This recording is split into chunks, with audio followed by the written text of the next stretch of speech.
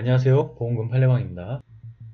만성 골수 증식성 질환도 암에 해당한다는 내용을 설명할 의무는 없고, 보험금 청구권 소멸시효 완성 시 고액치료비 암 진단비는 면책인지 여부에 대하여 광주지법 2019 가단 532446 토대로 명확히 살펴보도록 하겠습니다.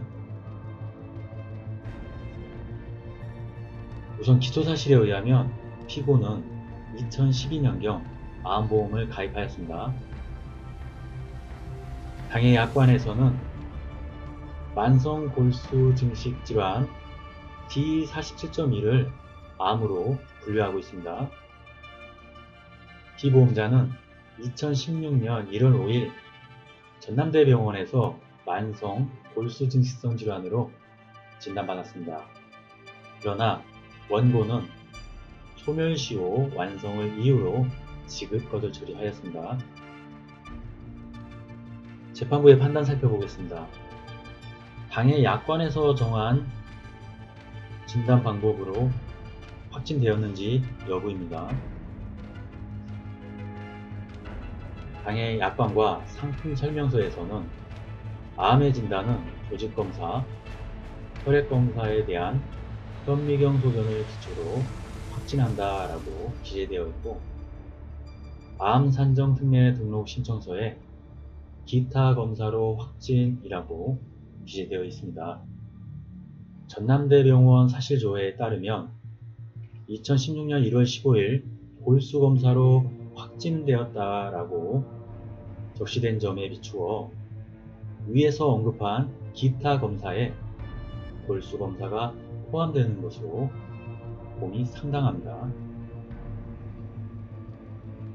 그러므로 2016년 1월 5일 피보험자는 만성 골수 증식성 질환으로 진단받았고, 이는 약관에서 정한 진단 방법에 따른 것으로 볼 수 있습니다.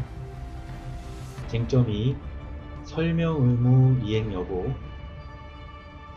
설명 의무가 제대로 이행되었더라 하더라도 체결 여부에 영향을 미치지 아니하였다고 볼 만한 특별한 사정이 인정된다면 설명 의무 대상이 되는 중요한 내용으로 볼 수 없습니다.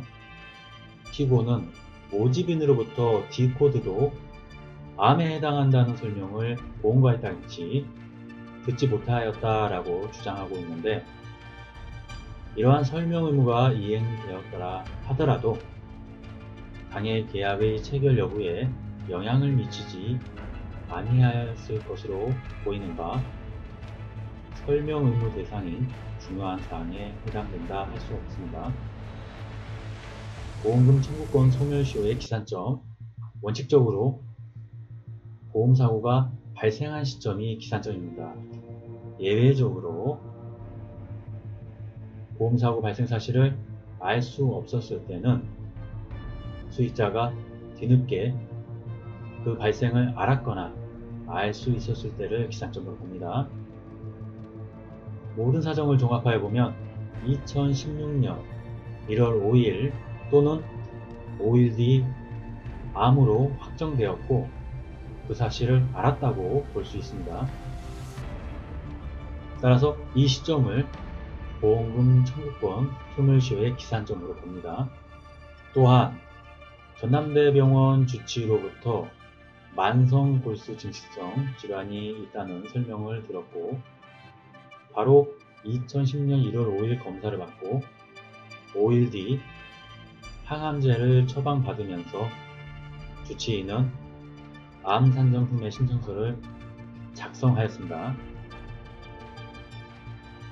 하지만 피고는 진료비를 감액받을 수 있다는 설명만 들었고 암을 진단받았다라는 설명은 들은 적이 없다고 주장하고 있는데, 의사로부터 진료비 감액에 대한 설명을 들었다는 점에 비추어 피보험자는 자신이 골수검사까지 받으면서 진료비를 감액받을 만한 중대한 질병을 진단받았음을 스스로 알았거나 알 수 있었다 할 것입니다.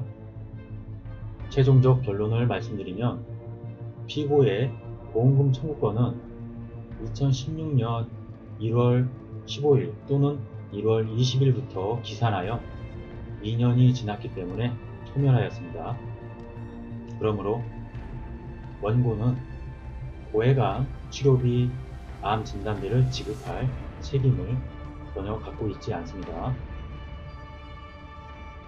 마치겠습니다. 긴 시간 시청해 주신 점 고맙습니다.